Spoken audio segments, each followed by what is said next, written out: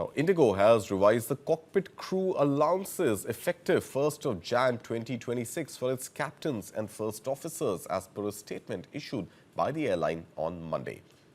Now, this move comes in the wake of severe flight disruptions that plagued the airline earlier this month, leaving thousands and thousands of passengers struggling across the country.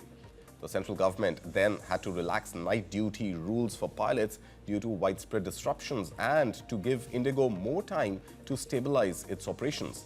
Now, IndiGo in its statement said that if a domestic layover's duration is between 10 hours 1 minute and 24 hours, the captain who was previously entitled to receive 2,000 rupees will now receive 50% more, that's 3,000 rupees. Meanwhile, the first officer who was earlier entitled to 1,000 rupees will now receive 1,500 rupees.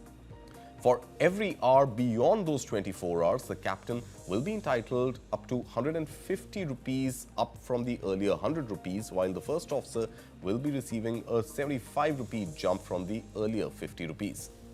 Now, similarly, the deadhead night allowance, tail swap allowance and transit allowance have also been increased. We'll tell you about those. The technical term deadhead means pilots flying in uniform as passengers traveling from one airport to another to fly an aircraft from the next destination. Now, the deadhead allowance during the duration of the flight in which pilots are flying as passengers, the captain and the first officer were earlier entitled to 3,000 rupees and 1,500 rupees respectively per scheduled block hour. The allowance have now been increased to 4,000 rupees for the captain and 2,000 rupees for the first officer. Similarly, for night allowance, earlier both the captain and the first officer were entitled to allowances on a multiplier of 1.5 times. Now, the captain will be paid an allowance of 2,000 rupees per night hour, while the first officer will be entitled to an allowance of 1,000 rupees per night hour.